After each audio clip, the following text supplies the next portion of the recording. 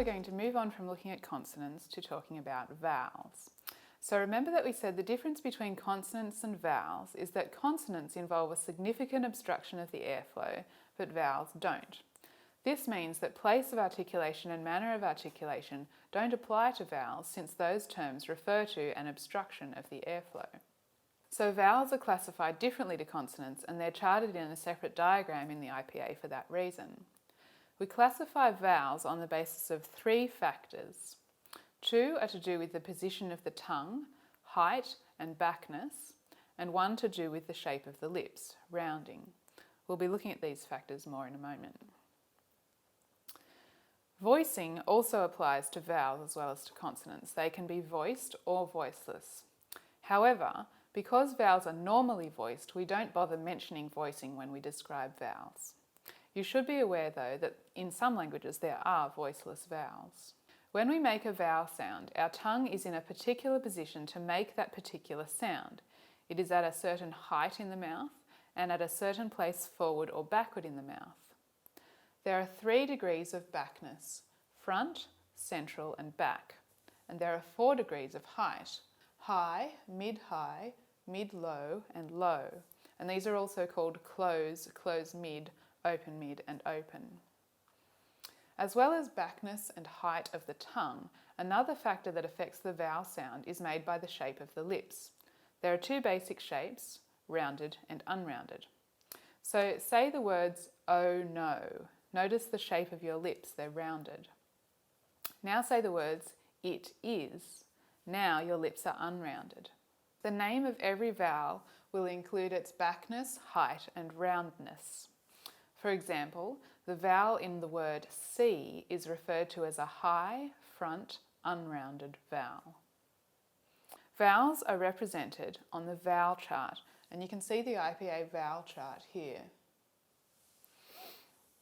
This is not just a table, it's actually a schematic representation of the inside of your mouth. The way the vowels are laid out on the chart corresponds to the height, backness and rounding of their position in your mouth. All vowels in all languages can be plotted somewhere on the vowel chart. Of course, no language has vowels in all the positions marked on the chart, and vowels can fall somewhere in between the main positions as well. For example, in Australian English, we do not have vowels in the very low front position R, but we do have the vowel A, this one here, which is produced somewhere between the low front R and the low mid-front E. Each individual dialect has a limited and specific set of vowels that are consistent in that dialect. Each vowel sound is represented by a specific IPA symbol. One vowel sound has only one symbol, so that when you see a particular symbol, you'll know exactly which sound it represents in that dialect. We're only going to focus on the vowels in Australian English for now, so identifying which particular vowels are used in that dialect. Some vowels used in Australian English are not the same as American English or British English. The difference in vowels is one of the main reasons that we hear different English accents, for example, British, American, Scottish, Australian, and so on. The first vowel we'll look at is the vowel sound in C, he, and leap. Note that this sound is spelled in a couple of different ways in English. This vowel is made at the highest point of the tongue for a vowel and also at the most forward point of the tongue that's used for making vowels. The lips are unrounded, which is why we call it a high front unrounded vowel, and the symbol for it is the letter I. Now you must be careful with the symbol for vowels, since they often don't stand for what you might expect them to stand for. The letter I stands for the vowel sound in C, he and leap, and not the vowel sound in bit. Now let's think about the vowel in the words pet, bed and met. The front of the tongue is still raised, but not as much as for the vowel in C. The lips again are unrounded. We call this vowel a mid-low front unrounded vowel, and the symbol for it is this one here. Some people use the letter E as the symbol for the vowel in bet, And if you look at the IPA chart, you'll see that this symbol corresponds to a mid-high front unrounded vowel. The reason for the use of different symbols is that this vowel falls between the mid-high and mid-low levels, and in some accents of English it's higher than others. So which symbol a phonetician uses depends on which accent of English she's describing. Another front vowel is the vowel sound in the words bat and glad. In my accent, take note, bat and glad. If you look at the IPA chart, you'll see that it's quite low, though not at the bottom of the chart, and we can refer to it as a low front unrounded vowel. The symbol for it is an A and an E joined together. If you look at the IPA vowel chart, you'll see that there's a completely low front unrounded vowel, the vowel that has a printed letter A as a symbol. Technically, this is the low front unrounded vowel, but because we don't have this in Australian English, we use that same description for the symbol that we use for our low front vowel. The highest point of the tongue when making the vowel sound in the word hit is quite high, but not quite as high as that of E. It's between the heights of E and air. Some people call it a semi-high vowel. You can see from the IPA vowel chart that it's not quite as far forward as the sound for E. And the symbol for this sound is a small capital letter I. Now note that the IPA uses several capital letters as symbols. When you're transcribing phonetically, you shouldn't use capital letters at the beginning of sentences or for names, unless you mean to indicate the sound for which that capital letter stands. Okay, we'll move back in the mouth to the central vowels. So if you have a look on the chart, you'll see that the low central vowel is R, an upside down A. When we say this sound, the highest point of the tongue is between the front and the back.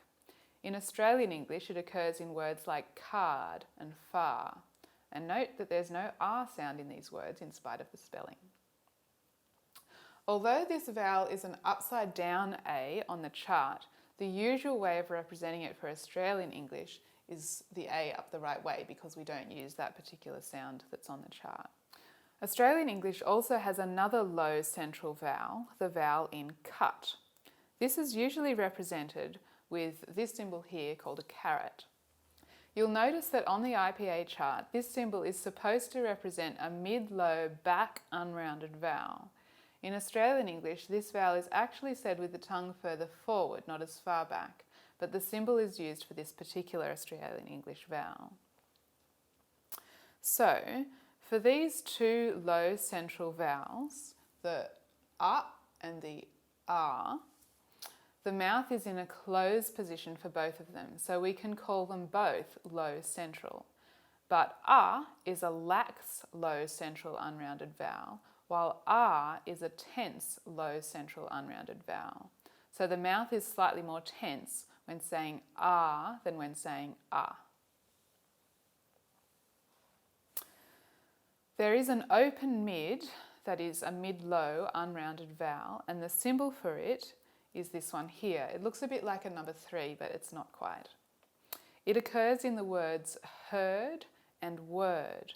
Note again that there's no R sound in these words in Australian English in spite of the spelling, and that different letters are used to spell this sound in English. Now just above this vowel on the chart, there's an upside down and backwards letter E, right in the middle there. This is a very common vowel in English. It's called the schwa. It occurs in many unstressed syllables, and we'll discuss stress in the next tutorial. So the schwa is the first syllable in the word above. Schwa never occurs in stressed syllables in English. You'll see, as I pointed out, that it's right in the middle of the vowel chart and it's unrounded. So we call it a mid-central unrounded vowel. Now, the schwa, and are in close positions to each other in the vowel chart, and we can use the tense-lax distinction again and call them both mid. So is a tense mid-central unrounded vowel, while the schwa, is a lax mid-central unrounded vowel. Now let's look at the high central vowels. In many dialects of English, the vowel in words like blue is a high back rounded vowel for which the symbol is the letter U. Now this is the symbol that we use in Australian English for this vowel, even though it's not strictly accurate. In Australian English, the vowel in words like blue is produced by most speakers as a high central rounded vowel, for which the correct symbol is a barred U, as this one here at the bottom. There are no high central unrounded vowels in Australian English, but if you're familiar with New Zealand English, you'll know the distinctive vowel occurring in fish. This vowel is a high central unrounded vowel, and the symbol for it, as you can see on the chart, is a barred I. Okay, so let's move a little further back in the mouth and look at the back vowels. So in many dialects of English, the vowel in blue is the high back rounded vowel with the letter U, but as we just saw in Australian English, it's usually central, so we use the U symbol for our high central rounded vowel. Now if you look on the chart, you'll see there's a vowel in the position a little lower than the U, the symbol of the U letter, for which the symbol is this one here. This is the sound in the words book and put. And note once again that the same sound is represented in more than one way in English spelling. The vowel in the English words caught, raw, port and bought is also a back vowel. In many dialects it's considerably lower, that is, the highest part of the tongue isn't very high. It's a mid-low, back rounded vowel, and the symbol for it is this one here, which looks like a backwards letter C. In Australian English, this vowel is actually said higher. It's a mid-high, back-rounded vowel, for which the correct IPA symbol is the letter O. However, the symbol used for Australian English for this sound is usually this one we've got here on the screen. Australian English also has a low, back-rounded vowel, the vowel in cot.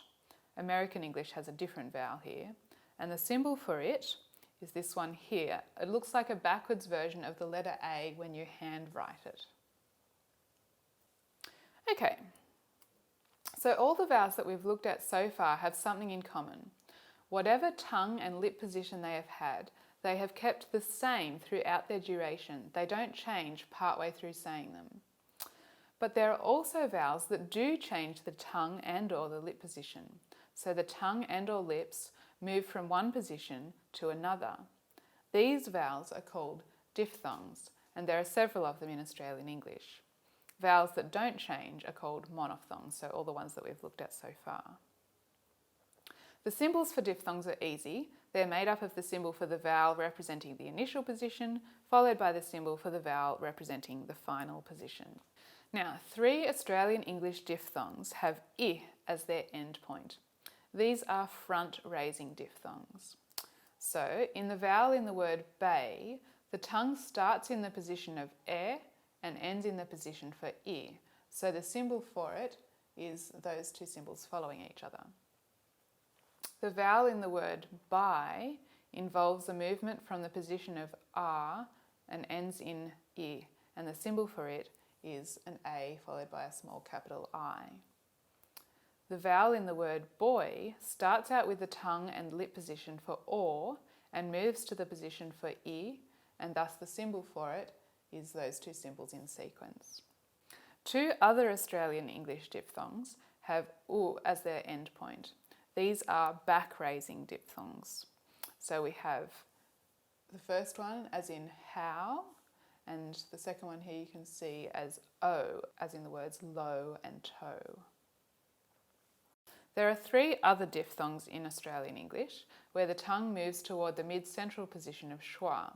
These are called centering diphthongs. So the first one we have here, as you can see, is the vowel in here, beer and near. The second one as in bear, care and hair. And the last one as in lure. Now note again that there's no R sound in these words, and again the spelling is produced in several different ways in English.